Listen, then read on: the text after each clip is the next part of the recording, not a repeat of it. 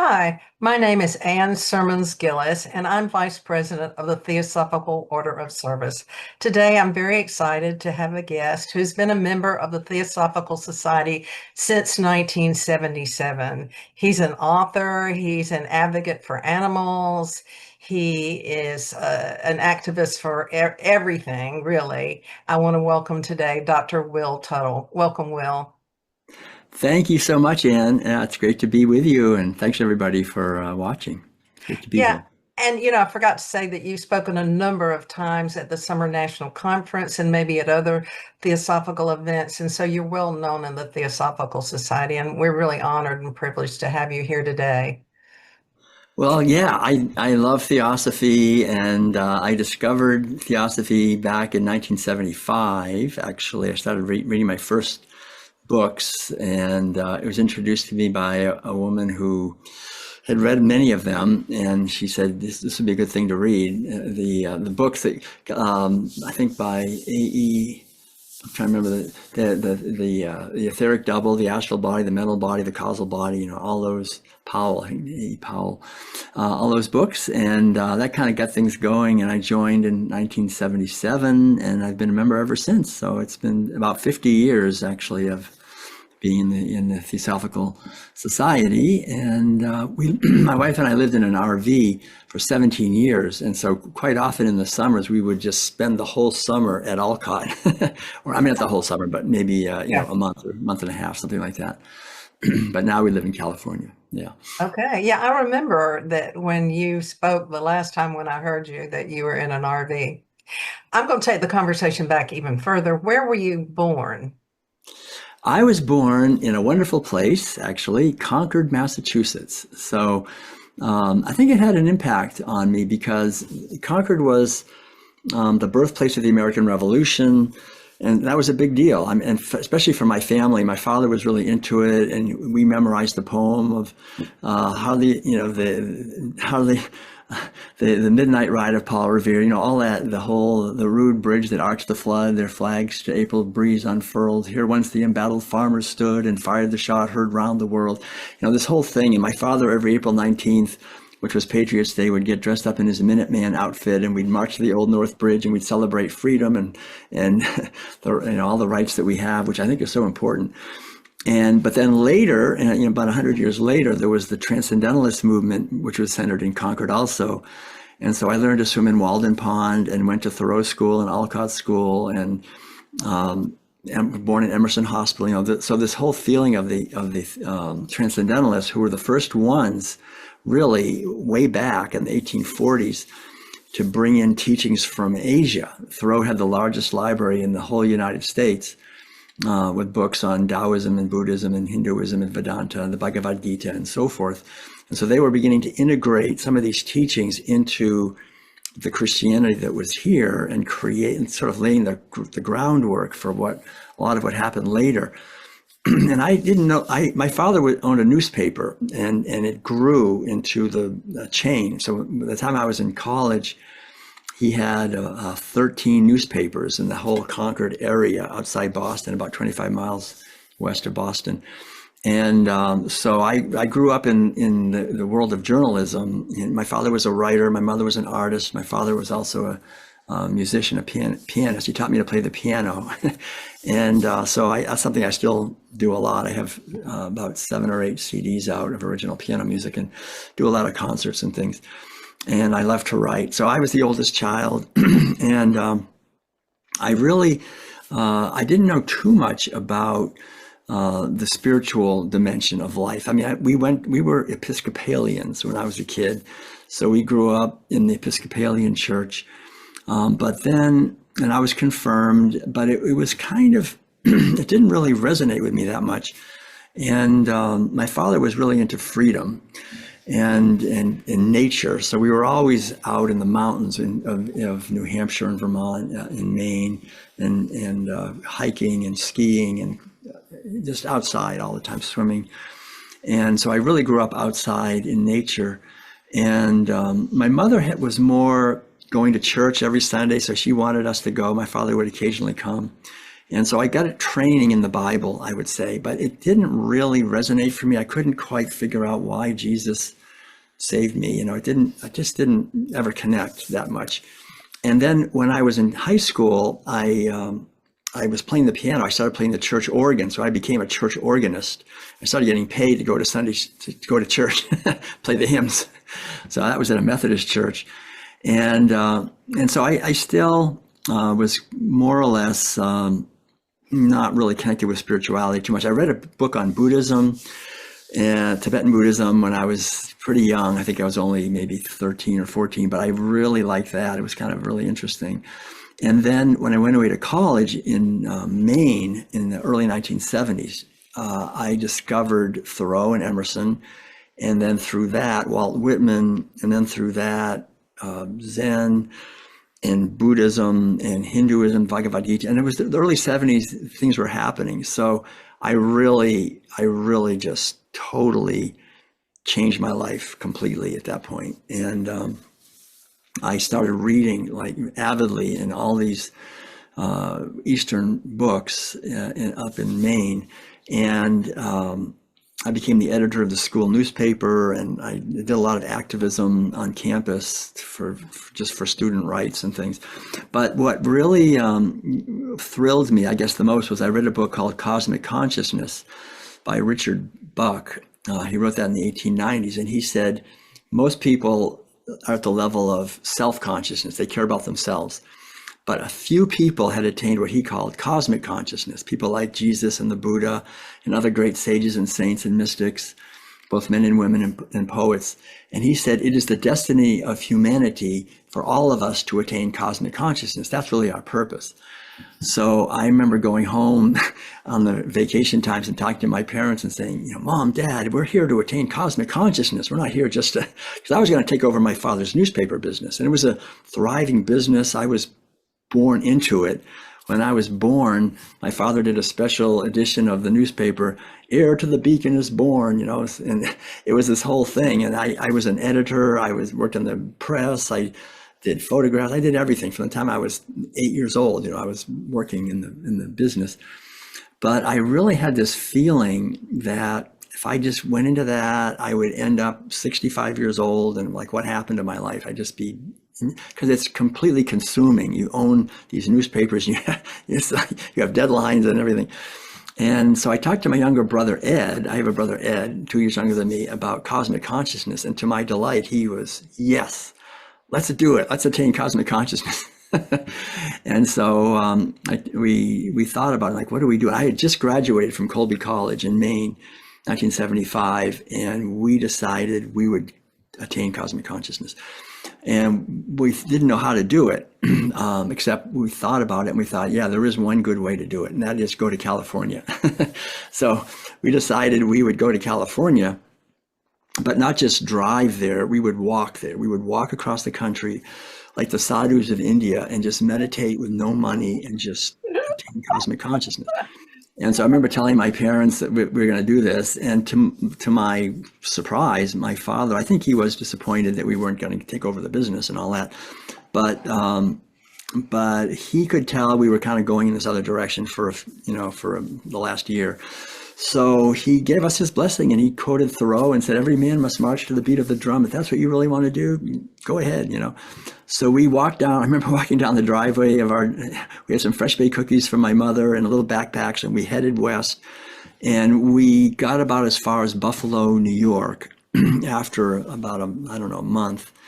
And at that point, it was October, it was getting cold, and we decided to just forget going to California. We just better head south and try to stay ahead of the cold front, because we were only going like 15 miles a day, So we started walking south from Buffalo all the way down through upstate New York into Pennsylvania, across Pennsylvania into West Virginia. We got into the Bible Belt, which I didn't know what that was, but I found out quickly. They try to save you every night, because we didn't have any money. We would sleep on the floor of a church if we could get some food somehow and meditate. We were meditating every day, many hours. We had found this book about Ramana Maharshi of India, who said, find out who you are. Ask the question, who am I? So every day we would just, thousands of times a day, we were just saying, who am I? Who am I? Who am I? Doing that and walking along in these little tiny backcountry roads and somehow surviving. It was autumn, so there were zucchinis and apples around, and we managed somehow. And we got through West Virginia, it took a long time, into eastern Kentucky, into Appalachia, and then through there down into Tennessee. And then we eventually got down south of Nashville to a community called The Farm. We heard about The Farm. I have. And The Farm in 1975 was the largest hippie commune in the world. They had about 900 people living there, mostly from California. It was great. There, all these Californians in Tennessee. So we kind of felt it was very poetic. We kind of met these people in the middle. And they were all vegetarians. In fact, we today would call them vegans, but no one knew that word in 1975. So they said, we're vegetarians, but they didn't eat meat or dairy or eggs or even honey. I mean, they were really totally plant-based. And they had about 200 children that were vegan from birth, basically, and they were thriving. Everybody was thriving. So I thought, all right, well, we'll try this. Of course, we didn't have a choice. So we were living there. So that was it. From that day, I've never eaten meat in my life. And since that day, 1975, at The Farm, when I found out, I asked them why they were doing it. And they mainly said two main reasons. The guy said, one reason is most of the food we're growing, we're feeding to animals while people are starving. So we're eating lower on the food chain, so there's enough for everyone to eat. And so I've done a lot of research on that. In fact, I wrote a book, I have it right here, called The World Peace Diet, which actually became a #1 Amazon bestseller back in the, yeah, you have one too. Back in the, thanks, back in the in 2010. But the basic idea is that, we're interconnected with each other, with animals, with nature. So I started to get a feeling for that. And so he was telling me about that. He also told me about the routine abuse of animals, the terrible suffering that these poor animals go through, cows and pigs and chickens and other animals. So that was it. I've never eaten meat. And I found out years later when I met Madeleine, we've been married now for 31 years, that this young artist in Switzerland, she's from Switzerland, the same month and year decided to never eat meat in her life as well. And so that was the a main key point. But then after being there for maybe a month or so, we really wanted to meditate more. We were doing all this work. We were working, I was working on the press, of course, in the publishing department, because that's what I knew. And we published this book, The Spiritual Midwifery Guide, which was really a great book and helped a lot of people have their babies at home. But we decided to walk farther south, and we ended up walking all the way to Huntsville, Alabama, where there was a Zen center. And it was at this Zen center, we arrived there in 1975, and we just wanted to meditate and not do anything else. And so they let us do that, actually. My grandmother was sending us $10 a week, so we had to live on $10 a week. And somehow we managed to do that. I remember going to the bookstore. I wanted to buy another book about, I think it was about Krishnamurti. And so I painted the bathroom, and they gave me a book as a trade. I didn't have any money, so we were just doing things like that. But we were meditating 8 hours. I would meditate from 6 in the morning till 11, and then from 2 to 5, and then from 7 to 9. Every day we just were meditating and trying to attain cosmic consciousness and asking, who am I, and going deeper. And at a certain point, we had all these amazing things happen, actually. One thing I'll just mention, kind of interesting, when we were at the farm, we were wondering what to do next, actually. We were there for a few weeks and working. And I remember on Sunday morning, they would have the Sunday morning service, and everybody would meet. And since it was the winter, they met inside the schoolhouse, which was a big building, and they get 900 people in there. Everybody left, and we were all alone in the schoolhouse, and we were sitting against the wall. We were just meditating, and I remember looking out into this empty room, and I said to my brother, to Ed, I said, Ed, and this was very unusual. This does not happen to me. There's beings in this room. And he said, yeah, I know, I can see them too. And it was like the whole room was shimmering. It was like, and you could feel there was like beings in this room shimmering. They were like, I could feel this one coming closer and closer. It's like really getting close. And then I could feel this pressure like right here. And then it kind of faded away. And then the room went back to normal again. And then about 2 minutes later, the door opened and this guy walked in with a woman, and big tall guy. And he said, "My name is Big John." And he said, "This is my wife." I can't remember her name, but he said, we just got married. We're from Huntsville, Alabama. I didn't even know what Huntsville was. I'm like, Huntsville, what's that? He said, in Alabama. And he said, "We just got married and I was on my way. We were on our way to our honeymoon in Florida. And I just heard a message saying to go to the farm in Tennessee. And I'm supposed to see someone there. So I said, honey, I'm sorry. I got a message. We got to go to the farm and then we'll go to our honeymoon." So he had driven up and he had come into the room there when we were there. And he said, I'm supposed to talk to you. I know it. I don't know why. And so we said, all right. So I was sitting there and he just came behind me and he put his hands on my head. And really, quite honestly, when he did that, there was this enormous energy. It was really intense. And he said, "Okay, I've got a vision for you." And he said, "I see a man with a staff coming and he will be sustenance for you." That's what I got. And also I see a woman, a female companion is on the way. And then he left. He said, "I'm from Huntsville. There is a Zen center there. You guys might like that." And so that's why we went to Huntsville. It was because of him. And we thought, Zen center, that's what we want. We want to go to a Zen center. We want to just meditate. And so we went to Huntsville, and I had his number or something. Anyway, he took us to the Zen center. We dropped us off. I never saw him again. So we were living at this Zen center. And after being there for about a month or two, we were meditating. They informed us that there was a Zen master who was going to be coming out from Oakland, California. His name was Zen Master Donald Gilbert. And they showed us a picture of him, and it was this old man with a big staff. And we went, "Oh my gosh, there he is, the man with the staff. He's coming." And so he came, and we were really impressed. He seemed to just embody this deep wisdom of Zen. He wasn't just intellectual; he really had experienced. And so we stayed there for. He was only there for maybe a month giving teachings. And then he went back to California. We ended up eventually coming back after the summer, and he came back too. So he came from, and there was teachings there, and they had this whole thing with him there. And he had a student, a woman named Miju, who was from Atlanta, and she was into Theosophy, and he was also into Theosophy. Actually, I didn't realize it at the time, but I started. So it was at that Zen center in Alabama in September, October, November of 1975 that I started reading these books on Theosophy and still meditating at the Zen center in Alabama. He ended up going back to Oakland, and we ended up following her to Atlanta, and I studied with her for about a year and a half, and did more. And who was that? What was that? Was this woman Miju in Atlanta. Miju, okay. Yeah. And you're saying, let me just be clear. You're saying that the man that with the staff was into Theosophy as well? Is that what he's the one? Okay.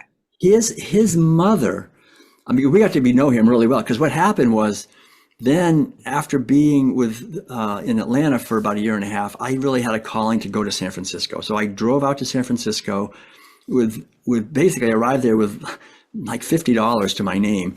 And I discovered a Tibetan Buddhist meditation center, and they welcomed me, and I loved it. So I got totally intensely involved with Tibetan Buddhism for a year and a half, and about 2 years. Kagyu Dorden Kunchab, the Kagyu tradition. I went through a lot of trainings, a lot of long retreats. I did a lot of the preliminary practices. I met the High Lama. I translated a book from Tibetan into English and presented it to the Dalai Lama personally. I mean, I had a lot of pretty unusual experiences that I'm really grateful for. I just got into Tibetan Buddhism so much. But at the same time in San Francisco, I was there at the center. He was living in Oakland. So I would go over and visit him in Oakland, this old guy. He was in his 80s at that point, and I just loved his teaching. And so I eventually left the Tibetan Buddhist Center because a house right across the street from his house opened up. So I rented that house right across the street from him. And he was living with his mother, Margie Solovoff, who had been a theosophist who was like 97 years old or something. and she was still studying Theosophy. I mean, she was still actually doing quite well. So we started a Wednesday night group at our house of mainly on Zen, but we would go together to the Oakland Lodge to meetings because he was a long time Theosophist, and with her, the three of us would go, so I really. I learned a lot from him about Zen, but also about Theosophy, and then at one point I decided to become to go and live in a monastery in Korea, and shave my head and became a Zen, put on robes and went over to Korea, and I was a Zen Buddhist monk in 1984. I was over there, and then I'm going to assume that's South Korea. In South Korea, yeah, Seongwangsa in the southwestern part near Gwangju in South Korea, which was really great because then I was really in a monastery. I could just do nothing but meditate. We would get up at 3 o'clock in the morning and just meditate till 9 o'clock at night in silence, for months, for like 3 months. We would do a three-month retreat. I want to ask you something about that. Going into these long meditations, people can get overwhelmed or in trouble. Did you have enough guidance so that you were able to stay pretty stabilized with such long meditations? Yeah, that's a really good question, and you're right. It's a problem, but yeah, I think at that point I had started meditating like every day in 75. So I had 9 years of a lot of practice. I mean, I'd already put in thousands of hours, like in Huntsville and in California. But what about when you started meditating and you were doing those long? Because I started out Yeah, 70 that would be more because like when I was in the meditations, and it was quite interesting. Let me No, say. I'm telling you, I went up into Oregon when I was at the Tibetan Buddhist Center. They're into that, and I went out into a cabin all by myself and did 100,000 prostrations, and over many months. I mean, maybe I don't know how many months. It was several, maybe 4 months. I was alone, and I saw no human being. These people that kind of owned the land. They were Tibetan practitioners, a couple, and they would ring a bell when they dropped off food, and then I would wait, and then I'd go pick up the food, and then I'd bring it in, and so I didn't see anyone. So I was alone in a little tiny cabin, just meditating with just me and my mind, for months. And they said nobody had ever done that before, and I did get into some really pretty amazing, far out places. I had some great experiences. It was actually great. I mean, I remember this one point, I got a terrible pain in my back, and I couldn't bend over, and I sat in meditation, and this voice came to me and said, "A pain in the body is a pain in the mind." And so I went up on my little bed I had, and I started writing in my journal. And what does that mean? And I kept going into it, and I realized that when I was a little kid, and as I was very happy, I was very free. My parents were great. I mean, they really let us live our lives in freedom.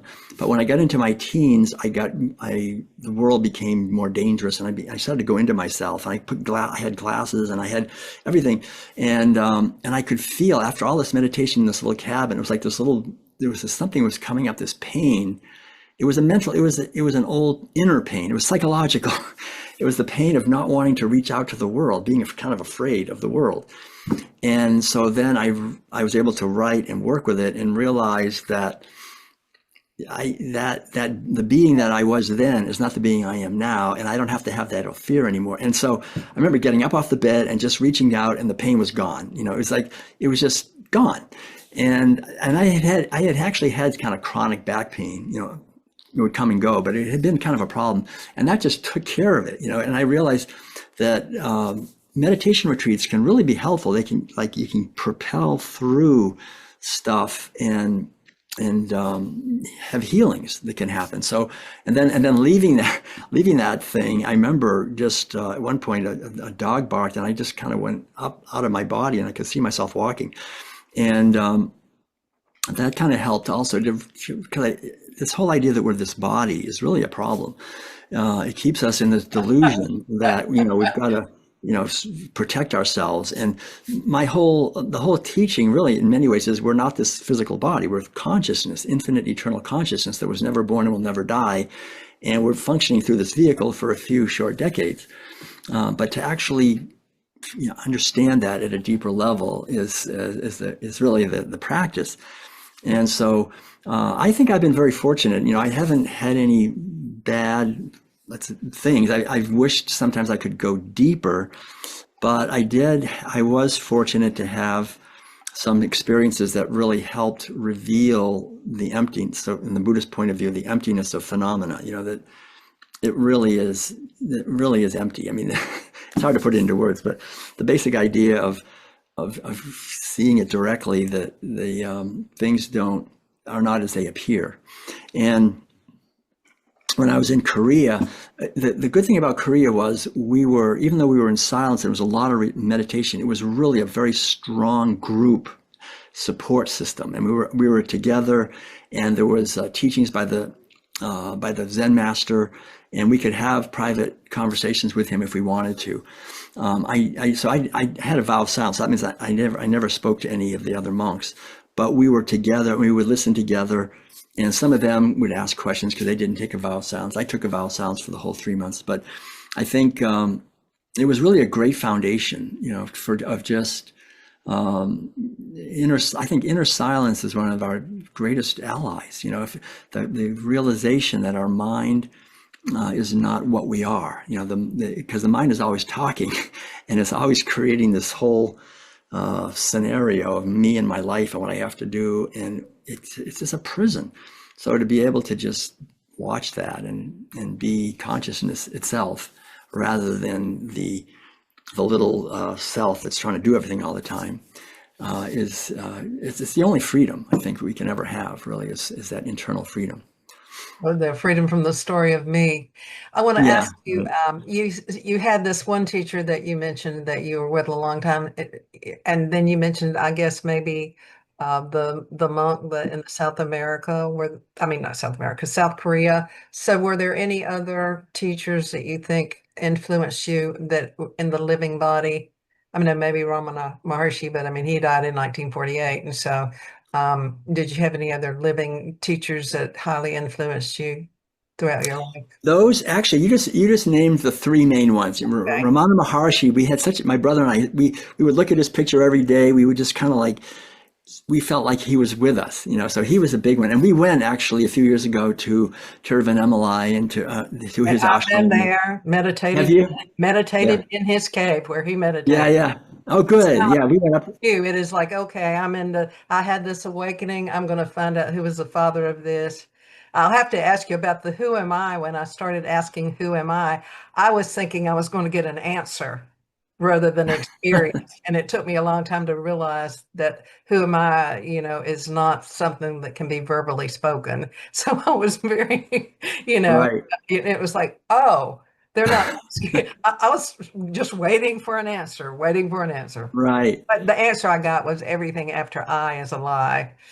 Yeah, that's a good point. Yeah, that's well said. Everything after I. And the interesting thing, when I got to Korea, I realized that, and I understood it even before that, but this who am I question, the core teaching, the core meditation practice at Songwang Sa, the Zen monastery, was that. It was, instead of saying, who am I? It's, what is this?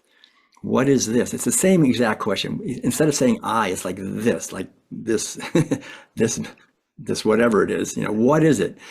And it's going deeper into that. It's basically the same thing. That's what Zen really is about. It's it's self-inquiry to understand that more deeply. But yeah, it was really Zen master Donald Gilbert. There was a Korean Zen master, Sokyung Bosanim, who was the founder of the temple in Huntsville. He was the one that arranged for me to go to Korea. I studied with him a little bit, but there was also a Zen master in Korea, Kusan Sanim, who I studied with. He came to California, and I did a retreat with him in California, and he was the Zen master at Songwangsa, which was considered the greatest meditation temple in Korea, which is the one I went to. But the interesting thing was his books were great. His presence was very powerful. I did, private conversations with him. And, but he died a few months before I got there as a Zen monk. And the interesting thing, it was very interesting because all over Asia, in India, especially in China, Japan, and Korea, they have stupas, which are these pagoda. Actually, it's like a pagoda. It's a sacred shrine building, and they're to hold what they call relics. And so, like, what are relics anyway? So what it is, like when Kusan Sanim, when a monk or a nun dies, then they cremate the body. And then then they look through the bones. They look through the ashes to see if there's any relics. And 99% of the time or more, there aren't any. It's just bones, just ashes and bones, and left over. But when someone is really highly enlightened, it's not like that. And that was the case with Kusan Sanim. Everyone knew he was really awake. And so a few, like the monks that I knew, they had gone through the ashes, and they had them out on a piece of velvet in the museum.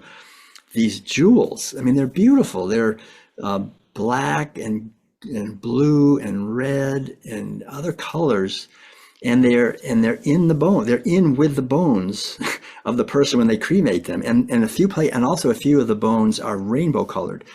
And so that's how they tell. Like after you die, they check. And so he was the real deal. I mean, they could tell from the relics. And so they build these stupas to house the relics, and they're considered sacred places. But I think he was a teacher for me, really.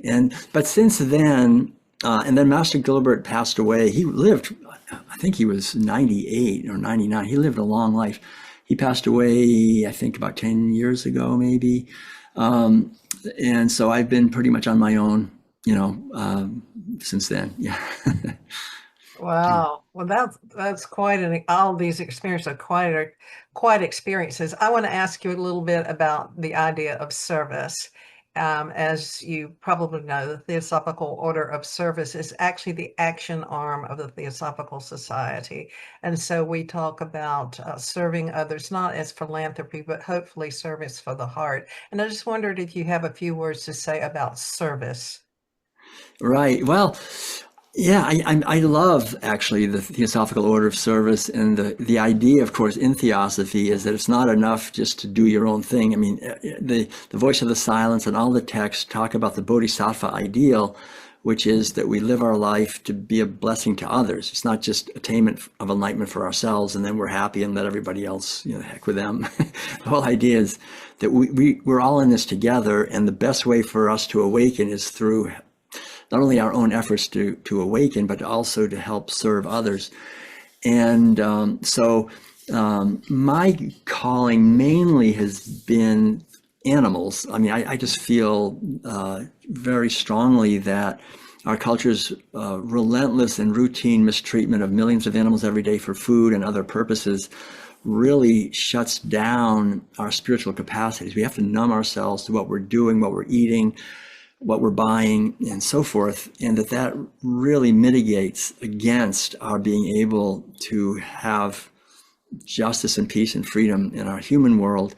And so I love the Theosophical Order of Service's efforts on behalf of of children, of animals, of hungry people. There's lots of different places to help. It's basically, like Jesus said, and all these great teachers, those who are vulnerable. How do we treat those who are vulnerable? How do we help them, or do we just take advantage of them? And I feel it's really important, the work of the Theosophical Order of Service to raise awareness about the consequences of our actions and provide opportunities for us to actually reduce the suffering of others, because the core teaching in spirituality really is compassion.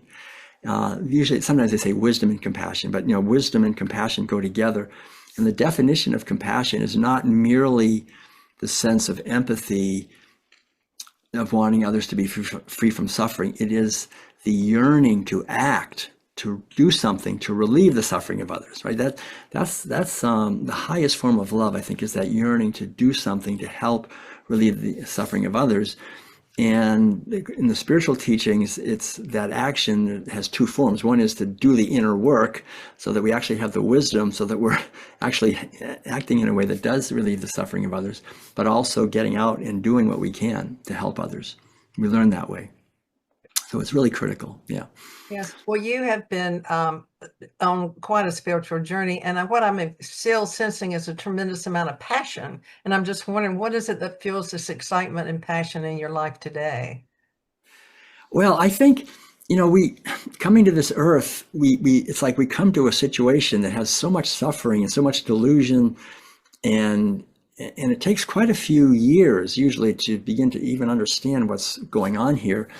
And then I think once we do begin to understand the deeper, like the theosophical teachings, the real essence of the ancient wisdom, then we begin to see what a great opportunity it is actually to have a human birth and to be able to awaken our mind. And then for me, it's been this feeling of joy and of gratitude. Every day when I get up, it's like I have another day, to contribute to making a more harmonious, loving world. I can be creative. I can just do my best because it's temporary. It's only a few short decades. It goes by very quickly.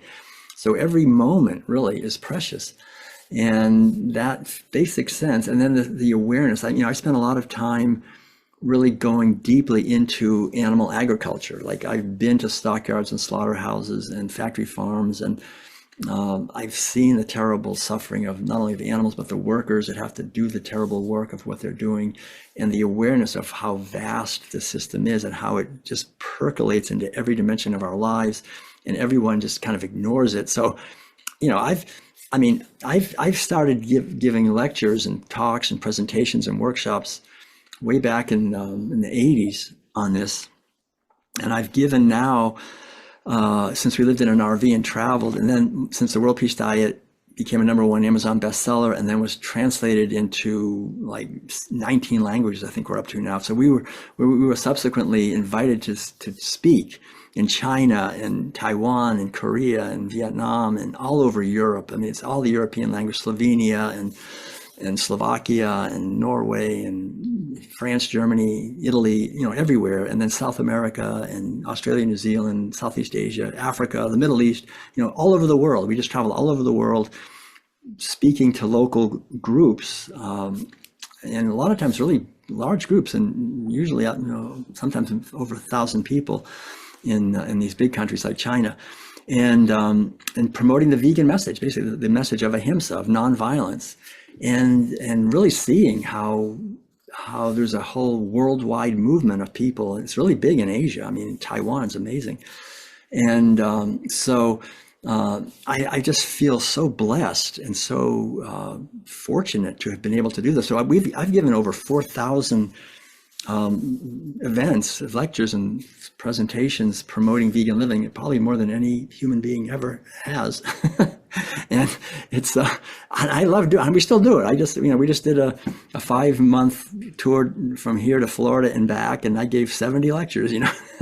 Wow. So it's last year we did 100 lectures. I just love putting on talks and having questions and answers and sharing the message, because I think it's so empowering. It's like the more we liberate animals, the more we liberate ourselves, the more we give them. It's like the golden rule. You can never get tired of talking about it. It's so clearly important, and it opens the door to a prison that people are stuck in, and it's like we can leave the prison. Let's do it. And I'm endlessly enthusiastic about it, because what else are we going to do when we come to this earth? We're not here just to try to accumulate things. We're going to lose it all anyway. So I'm just thrilled that there's people who are interested in learning, and if they are, we do our best to be there to help do that. It's your dharma. Right. Yes, and with all the exploration you've had in consciousness and really becoming this cosmic consciousness, have you done lectures on those topics as well? Yeah, a lot of my PhD at Berkeley, which after I get back from Korea, I decided to get a PhD at Berkeley. So then it was in education, and it was in intuition. The title of my dissertation was Educating Intuition in Adults. And it was actually nominated as the best dissertation at Berkeley, which was kind of remarkable because Berkeley was very much kind of like this. But anyway, it's about intuition. So a lot of my lecture presentations for some groups anyway are focusing on intuition. I'll bring the animals in there with it, but it's on intuition development, which really ties into meditation and consciousness and the idea that we all have an inner guidance system that we can connect with to help lead our unique life that is ours to live. And that if we are able to do that, we are happy. If we're not doing that, we may be making a lot of money and getting a lot of approval, but if we're not living our unique life and connected with our inner guidance system, then we're probably not going to be too happy, because we're going to be frustrated in the sense that we're not really living our life. We're living the life that someone else told us we should be living if we want to be happy. So that's been a major theme. And then also concerts. I play a lot of concerts. My wife, Madeleine, is a visionary artist from Switzerland, so we have art and music. I do workshops on the healing power of music quite a bit, because I think that's really important too. The power of vibration.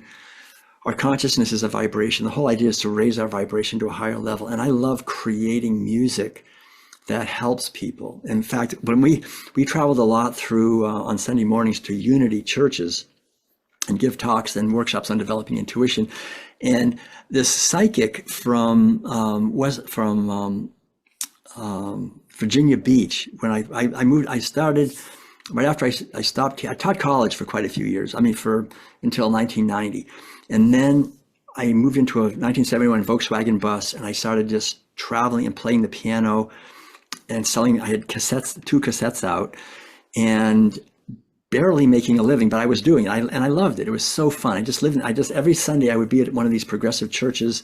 I'd play the piano for the service, and they would buy cassettes, and I could buy enough food to live and gas to get to the next place. And I had a lot of time. I had the whole week to just meditate and do things. But I remember right near the beginning, I did one up at a center in Toronto, and this guy named Paul Solomon, who was a pretty famous psychic from Virginia Beach, who had a center. He had started a center. He was kind of affiliated with the Edgar Cayce people, but he had his own center called the Fellowship of the Inner Light. And he was up there giving a workshop on abundance, and I was there the same weekend. And I was kind of bugged that they brought this guy in the same weekend I was there, but I thought, well, okay, And I played the piano for one of his meditations. And then he was giving this workshop on a Saturday afternoon, and he just said out of the blue, and I was kind of half asleep in the back of the room, he said, there's a man in this room who can tune into your soul, and he can compose and create music that comes from your soul. And his name is Will Tuttle, and he'll tell you about that. And I couldn't believe it that he just said that. But when he did, I just smiled inside. I knew he was right. I knew I could do that, because I had already done it a little bit to my niece and nephews and a few people. And so people came up to me afterwards and they said, okay, we want to, so I ran out, I bought some recording equipment, and I started playing people's soul music. And that really took off. And so every Sunday I would give a talk, I would play the piano, I'd give a workshop on intuition, and then a concert, and then individual sessions for people. They would line up, and I would do a half an hour. I'd one after the other. I'd tune into them. I'd create, and they would have their tears running down. They just loved it. It was so great to have someone see them and create their unique melodies and music for them. And then when Madeleine came over a few years later, I met her in Switzerland. That was amazing. She said, when I played the piano in Switzerland at an art gallery opening, and she said since she was 5 years old, she had always heard music, but she'd even had her own music store when she was young, earlier, and she could never find that music. She was always looking for it, trying to find it. And she said, when you went to the piano and you played, that was it. That was the music I was looking for my whole life. Who are you? So she bought a cassette, and then she eventually came over. I needed an artist for my first CD, and she said, "I'm an artist, you know." So she came over. She moved into my Volkswagen bus with me, and then we got a house. Then we started making CDs. We made a bunch of CDs together. She did the art, I did the music, and then we started traveling. And so then we started doing music and art individual sessions. And we did hundreds and hundreds and hundreds of these. I mean, over many years, over like 20. Well, I'm still doing them. You know, I tune into someone, create the music. She does a painting, symbolic images. I mean, that's how we bought a house. We did, you know, all these things. You know, it's just creativity, just tuning into people's energy and creating music. So and art, you say you did that for individuals, like you have sessions with individuals, and she paints the soul picture, and you do that for a session, like a counseling session or something. Yeah. We'd sit by the piano. It's Yeah. like soul counseling. Yeah, it's just nonverbal counseling. Yeah. You did that in person, or you do that? Does the person have to be with you for you to do that? We do it both ways. I mean, for most of the time, we did it in person because we'd come into St. Louis or Atlanta or Charlotte or whatever, and they have a grand piano, and I'd play, and we'd make appointments, and they'd sit there, and Madeleine would have her table set up, and she'd paint, I'd play. At the end, they get their CD, and they get their painting, and they go home, and they're happy. They love it, and then they tell their friends, and we get more appointments, and we're, you know. So we did those for individuals or for couples. But then 13 years ago, we bought a house, and so we're not traveling as much. So now we have it on our website. People can send us a photo. I can do it from a photo too. And people sometimes would bring photos when we were on the road too. And I can tune into a photo, and I can do the same thing. And we started doing them for animals too. We had people say, "Oh, I do it for my dog, my cat, my donkey, my horse, my, you know, whatever." So we did a lot for animals. You can really tune into them. They're beings. So I did a lot for animals too. Yeah. Absolutely. That's pretty amazing. I'm going to change the direction just a little bit and ask, did you ever go as a participant to any of the conventions, in the Theosophical conventions, as a participant rather than as a speaker? I think I was, you know, but usually I was always a speaker, I think. I've done things at like at Far Horizons and Indralaya, and some of the in Crotona, and Alcott too. I like the what's it called, the Summer Fest at Alcott. They have Theosophist. Theosophists, that's it. Yeah, Theosophists. But I usually played a concert and did a workshop. I always did something. I think I always did something. I hear you. Well, you said that you did go to lodge meetings when you were in San Francisco. Was that it? So in Oakland and San Francisco both. Yeah. In fact, my old Zen teacher was really good friends with Joe Miller, who was one of the main forces at the San Francisco Theosophical Society, and he had a walk every Thursday in Golden Gate Park, which we would go to, and so we were quite involved with San Francisco Lodge as well as the Oakland Lodge. Do you ever remember, and this may be a stretch, but do you ever remember doing any service projects in those lodges? Oh, I think. No, I don't think I did any service projects per se. We would go to the meetings and have discussions, and I would. I think I worked. You know, I did some things, because the thing is, we moved into an RV, and then we just were always. We lived either like we do now, way out in the middle of nowhere, or we're in an RV traveling. So it was really hard to get to do anything with lodges. I like supporting TOS financially. You know, we do that, and I've done some things, I think, through writing, but that's mainly been it. Oh, thank you. So you live out in the middle of nowhere now? Yeah. Up in Northern California, it's called Lake County. It's north of Napa, I guess you'd say. But yeah, it's very hilly, so it's hard to get here. You have to go over a mountain road that goes up like that, and so we pretty much just stay here for 7 months, and then we go out on the road for 5 months and travel. And when you travel for 5 months, do you go in an RV or you do go in a car or how do Yeah, we have. We went for years. We had an RV until COVID, and then after COVID, since COVID, we go in a van, and it's small and inexpensive, and we love it. Actually, it's so easy to park. The RV was great. We had a big RV, fifth wheel trailer with a pickup truck, and had a piano in there, and we lived in that for 17 years. It was great. We just like having a house on wheels. And we never got tired of it. Even after 17 years, we still liked it because we were really doing our mission, and we were. But once we found this house, we thought, well, let's settle down. We'll try something else. And now we have a garden. That's a big part of our thing. We have a vegan. It's not only organic, but it's veganic. So no bone meal, no blood meal, no manure, no animal products of any kind. We have 78 fruit and nut trees we've planted ourselves. A lot of vegetable beds and berries and all kinds of stuff. So anyway, we get a lot of food that we grow ourselves. So we're farmers now. We're growing food, all organic, vegan, and we eat it. We give it to people. We sell some at the farmers market, and that keeps us busy here.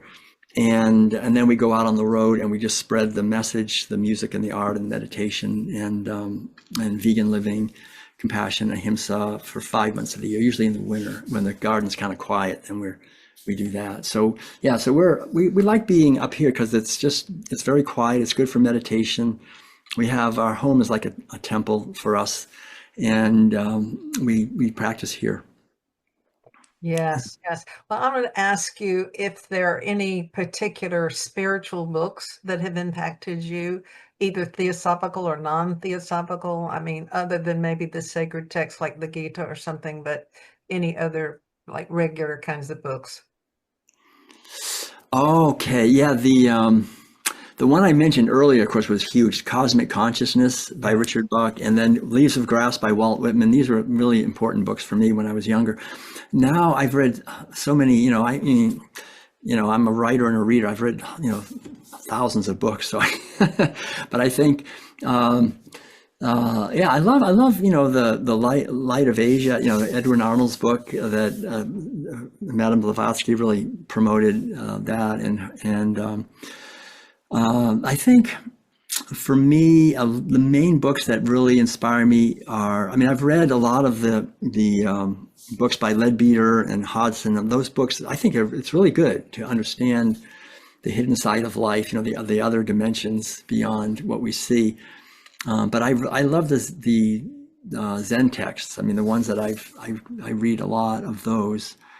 I'm very kind of widely read, I think, in a lot of ways. I used to teach college courses in comparative religion, and I love teaching the world religions. And I taught college courses in world mythology also, and just the vast scope of myth. And so I find inspiration everywhere. Really, there's so much. I don't even know where to begin. But Okay. Well, do you still meditate? And do you still study? Oh, absolutely. Yeah, I haven't missed a day of meditation in 50 years. I mean, every morning we take 2 hours, and I sit for probably an hour and a half, and then read. I write in my journal. I have studies. I do as well, and in the Theosophical works, I'm still reading a lot of those actually, and Sri Ram's books I really like. But I think mainly I read a lot of Zen. I lots of different things. I mean, Tibetan Buddhism, mainly Buddhist, but also I'm very interested in spiritual healing. So I've read a lot of the Christian Science books also, and a lot of different things, actually. Okay. Yeah. Well, you've covered a lot of things, and I really appreciate it. This has been very inspiring, and I'm wondering if there's anything that I didn't cover that you would like to say that you can think of at this point. Yeah, no, I mean, this has been great. I really encourage everyone to do the study. These books are great. My wife, Madeleine, she went through the Waldorf. She's a Waldorf teacher. She went through the anthroposophical movement and Rudolf Steiner, and so there's tremendous wisdom in all these movements. But I think in Theosophy, the whole idea, the merging of study and meditation practice and service is a tremendous path. And the idea of the universal brotherhood, that we're all on this earth to evolve. That basic idea that Blavatsky brings forth so strongly, the involution, now it's evolution, and to do our best to help each other, to awaken. And the best way, I think, is to be an example, is to live the teachings. And my immersion really in the vegan movement has helped me to see that, because so many people go vegan because they don't like what's happening to animals, but they don't do any inner work. And so they're just angry all the time, and they're yelling at people and trying to change them. And it's just and the movement doesn't go anywhere. It's like people just resist and say, forget it. So I'm trying to bring actually the theosophical perspective into the vegan movement, to try to help vegans start to do some meditation, start to live what ahimsa is as loving kindness and compassion, not just for cows and pigs and chickens who don't insult you on Facebook, but like to human beings, and bring compassion to them. Because that way we have a movement of animal liberation that really comes out of a deeper spiritual transformation, which I think is the most important thing, is the spiritual work. So I'm really grateful to the Theosophical Society for that. And I'm happy to stay in touch with people. We have a website, just worldpeacediet.com, or my name, willtuttle.com.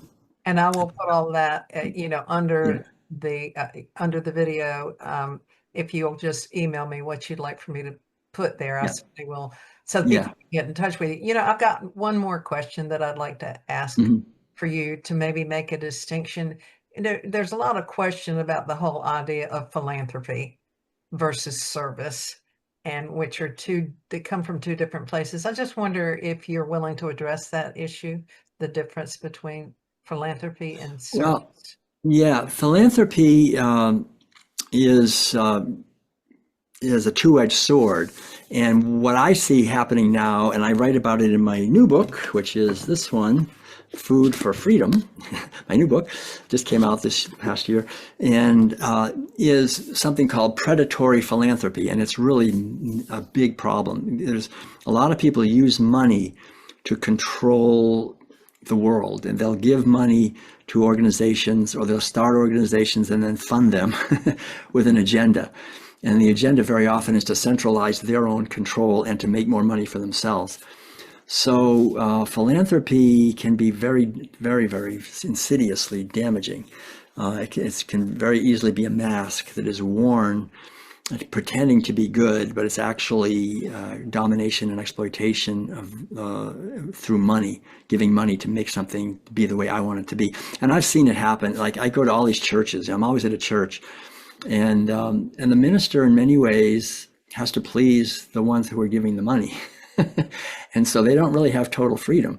And if someone gives a lot of money to the church, they can start telling the minister what they can and cannot say. This is how it works. And so it's enlarged. And so I've really studied the Rockefeller Foundation and some of these other foundations, and how they're not helping. They're actually making things a lot worse. So we have to be careful about philanthropy. And what about service? What is the core of service? Yeah, that's a whole different thing. Yeah, that's a good point.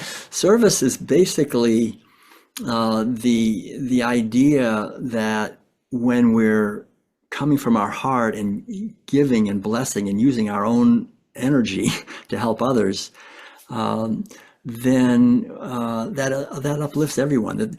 Service to me has the idea of breaking down the barrier between the giver and the receiver and the act of giving. Those three. It's like there's one, as I give, I receive. And so service to me is at a whole different level. It's the actual authentic spiritual fruit of a consciousness that yearns to share love and kindness with others.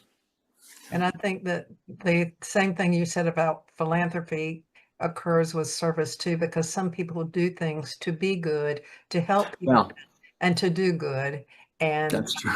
So that they can elevate their own self-worth, and they come from, oh, you poor little thing, I've got to help you out, and I'm so magnanimous and let me do good and so forth. And so both of those things do have their shadow That's side. a really, yeah, that's an important point. Yeah, the ego can turn anything to its own advantage. It will, and so I've done all this for you, aren't you grateful? Right. I know. I listen to my ego.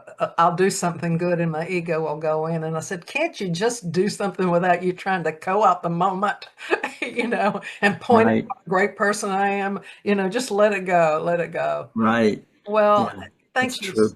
so much, Will. This has been great. I really appreciate it, and we'll catch you online. Thank you very much. Wonderful. Thank you.